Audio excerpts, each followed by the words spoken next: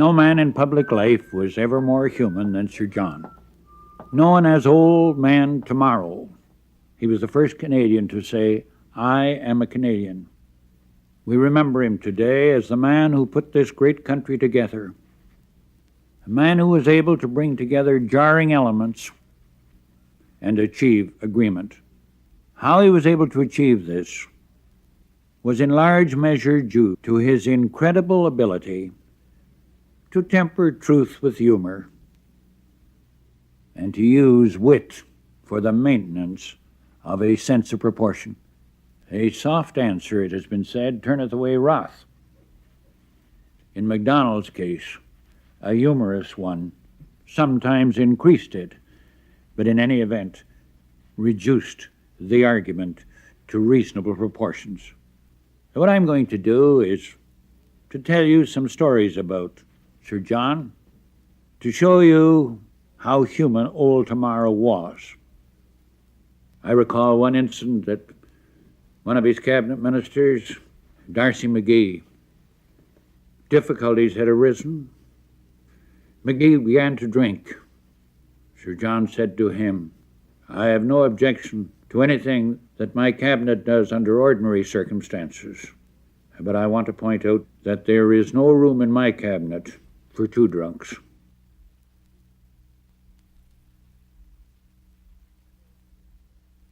Everyone who's been Prime Minister of Canada has had the experience.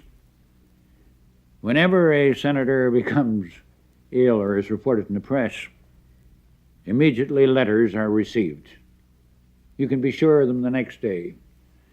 They generally read something like this: "I'm deeply concerned over the fact that Senator A is ill. I do hope he'll recover.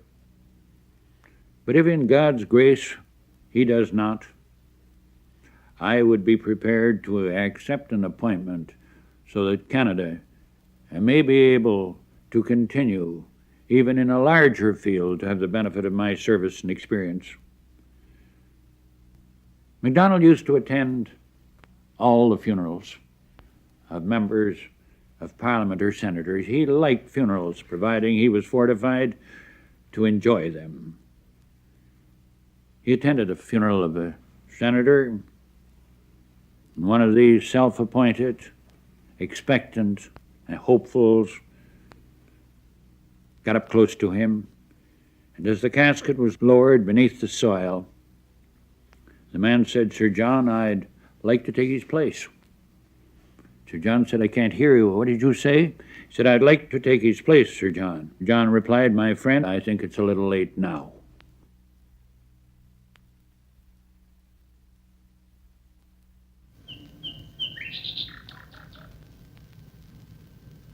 It was not hard to like Sir John Macdonald. His humor had a way of smoothing over the roughest of circumstances. I think of the example of one of his friends. He'd appointed him to a position as keeper of the Rideau Canal locks, or one of the locks. This man had been addicted to liquor. He started on the job on Monday. He disappeared Tuesday, Wednesday, and Thursday, and later in the week. The question was raised in the House. He was criticized for having appointed this man. It was completely unjustified, the appointment. He said, "You should have known better. Why, he hasn't been around, and in that particular lock, there's no water anymore." And Sir John started to drink canal water. And that's the way he brushed aside the criticism. Sir John could laugh at himself. And that's one of the major attributes that must be possessed by anyone in public life who occupies a position of leadership. The caricatures of him make me realize that I am only in the second class. Ben Goff was the major cartoonist. He invariably pictured Sir John with a nose slightly less in size than the head. On one occasion, Sir John was in the barber shop, and in came a Liberal, and he said, "Well, I think, Sir John, that you'll agree that the only person who can tweak your nose is your barber." And old Sir John said, "And if he does, he has a handful. I recall the story of R.S. White, MP, during the days that Mr. Bennett was Prime Minister. White, in the late 1880s, had been a member of the Press Gallery. And one of the stories had to do with a delegation from the city of Montreal came to Ottawa to see Sir John. The chairman of the delegation was a leading temperance man in Montreal, and invariably commenced every presentation with an explanation that he was, in fact, a temperance worker and had no use for anyone who at any time took a drink. Mr. White was concerned over what the reaction would be as he led in the delegation. Sir John was apparently in no mood for play that day. He was very cold and aloof. The chairman started in by explaining that he was a temperance man. He was sitting alongside Sir John, and Sir John looked at him and said, "Sir, your breath is disgusting. It smells of water." That broke the ice.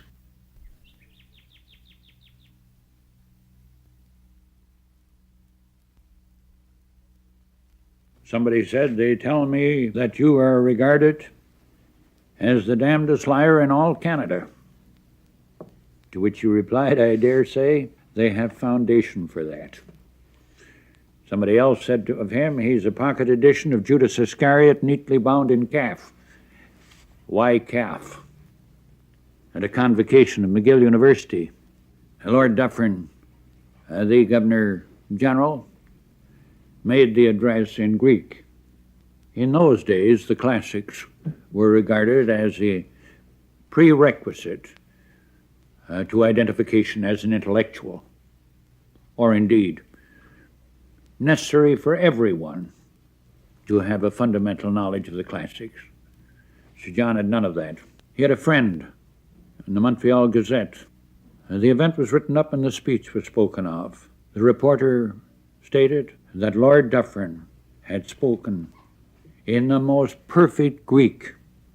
What he said was the epitome of Greek. Sir Hector Lashvac came along the next day in cabinet and he said, "Sir John, did you read what the reporter said regarding Lord Dufferin's speech to the convocation?" "Yes." "That reporter's a friend of yours, isn't he?" "Yes." "Does he know any Greek?" "No." "Well, where'd he get the information for the article?" He said, "I told him." "But," he said, "Prime Minister, you don't know any Greek." "No," said Sir John, "but I know a little about politics."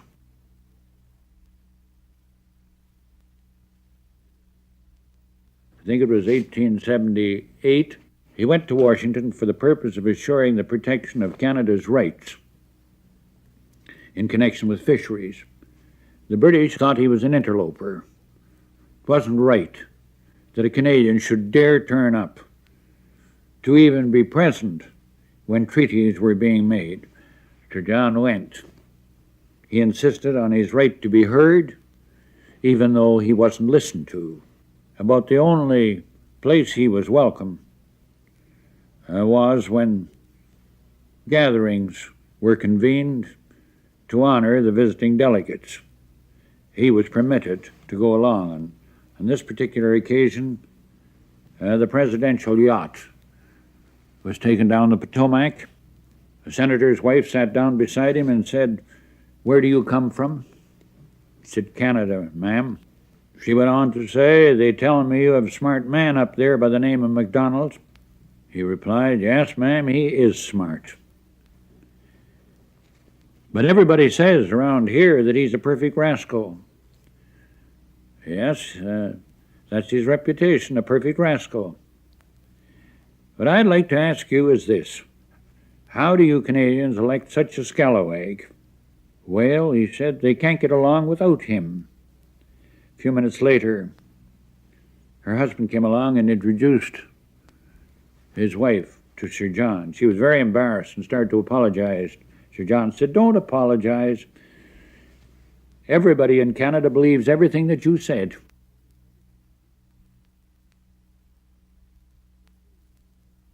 There were few examples of bitter antagonism between Sir John and those who sat opposite him. But there was one exception. Richard Cartwright had been a conservative. He left Macdonald because he did not receive the portfolio that he hoped for. He became a liberal. His antipathy to Macdonald was revealed in every speech. In the 1880s, in front of the Parliament buildings, there was a high boardwalk with railings on each side, some 4 feet in width.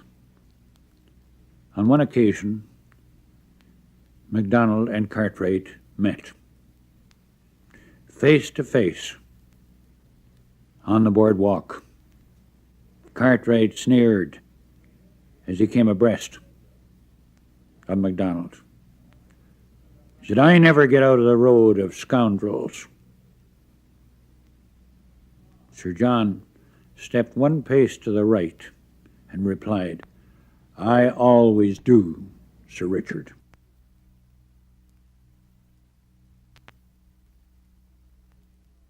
Macdonald's life has always been a source of interest and inspiration to me. It goes back a long way. My great-grandparents, the Bannermans, were crofters in Sutherlandshire, in Kildonan. 14 miles away, the Macdonalds lived. In 1812, the Duchess of Sutherland decided that she would clear out the Highlands in Sutherland. She drove them out. In Kildonan, the crofters returned from a visit that was arranged on their behalf as a prelude to the destruction of their homesteads, and found their homes burned down, their cattle gone, their sheep had disappeared. My great-grandfather and mother had no place to go but the New World. They were attracted by the promise that was given that in what is now the Winnipeg area would be a wonderful place to settle and start a new life. They joined the Selkirk settlement, and they arrived on the Red River in 1813. Macdonald's father and mother were driven out at the same time. They went to Glasgow, where Sir John was born in 1815. If it had not been for the Scottish clearances, the first and the 13th Prime Minister of Canada would not have been.